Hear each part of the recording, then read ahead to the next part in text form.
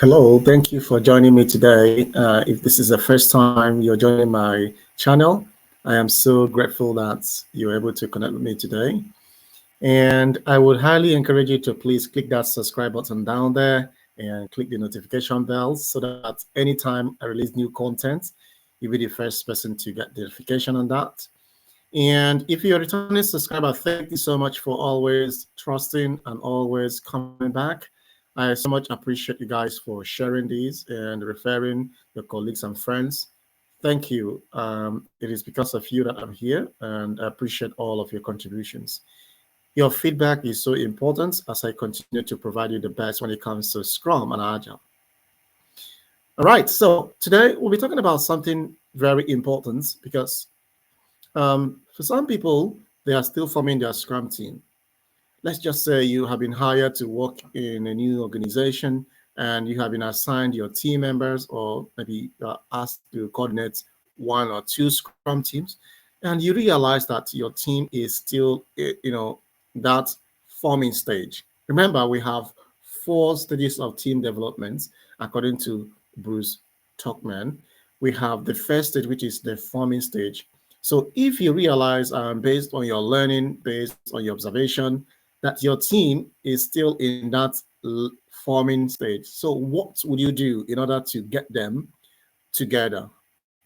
That is basically what we're going to talk about today, right? So I see and I hear a lot of Scrum Masters struggle on what sort of activities, what sort of guidelines, what kind of things they could do in order to form their team.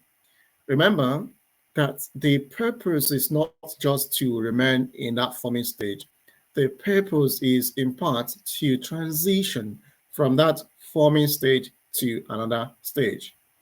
But for the purpose of today's episode, we are basically going to dwell our conversation on the sort of activities you as a Scrum Master, you as an Agile coach, what you could do in order to make sure that your team forms perfectly and help them to transition from that forming stage to another stage. That's what we're going to talk about today. Okay, so I'm going to ask you to sit tight and put on your listening, gadget, and let me drive you. Okay, so as always, I'm going to share my board and we can be able to take this flight together. Okay, so sit tight and let's see.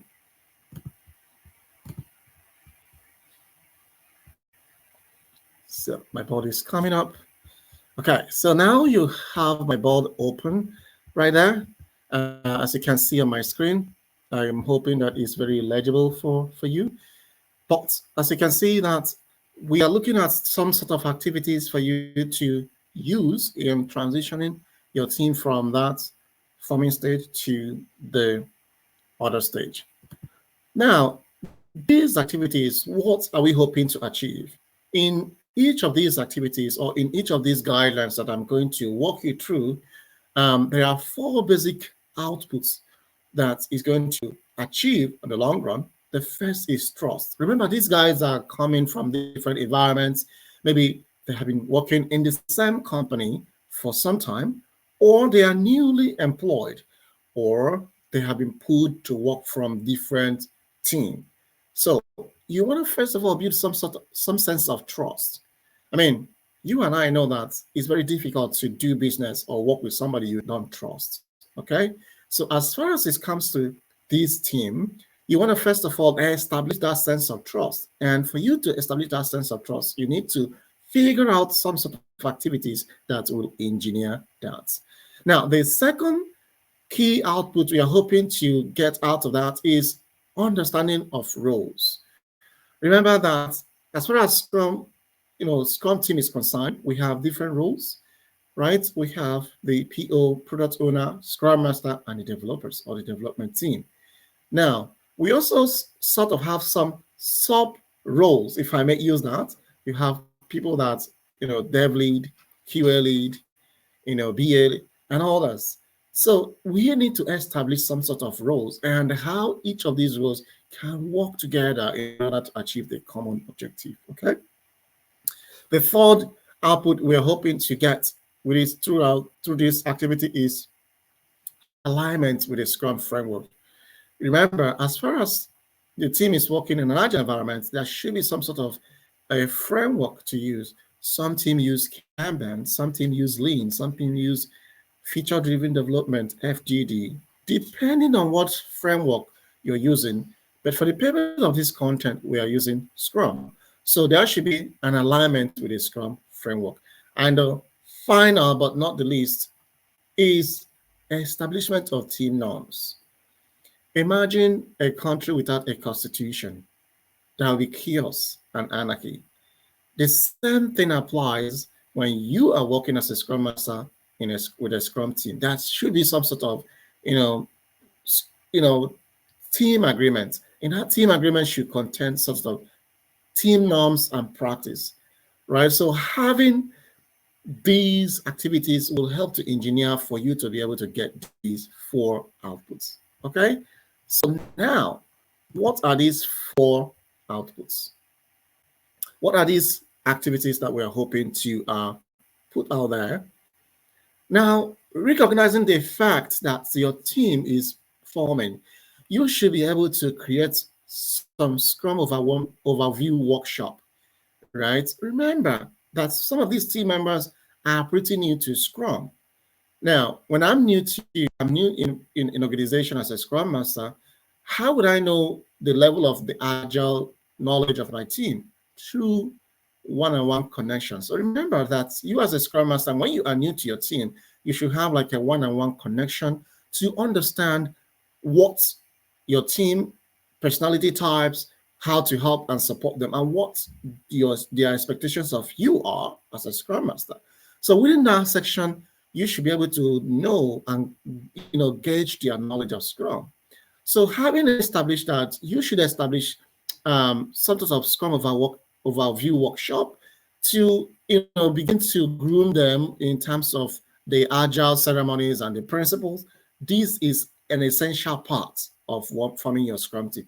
Don't assume that even when they tell you that they have worked in a Scrum environment before, right? The chances are the way that the organization they have worked with perform Scrum might be different from the way you are hoping that they'll be able to work with you as a Scrum Master. So it is within that time that you're going to work with them. It's going to be a collaborative thing, not just one way thing, okay? Now, the other thing you could do moving forward could be to have a personal introduction and sharing time. Remember, these guys are very technical. You need to introduce some sort of fun. But before you can introduce fun, you first of all need for them to chat as a team, right? Let them talk about their professional background, their personal stuff, and what they do for fun.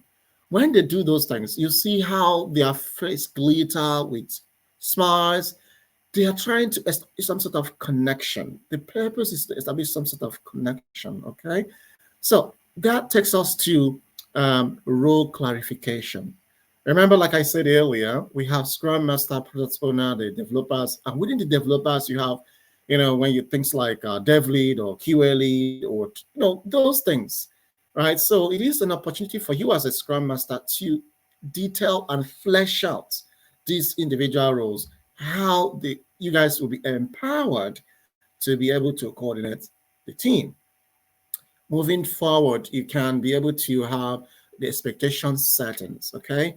In terms of team working hours. Remember, now, it might be problematic when your team is distributed and you're working, let's just say you're working in the Pacific time zone and some of other team members are working in the Central time zone or some team members are working in Australia, or you are working in Canada, and some are working in the United States, or some are working in some part of North and South America.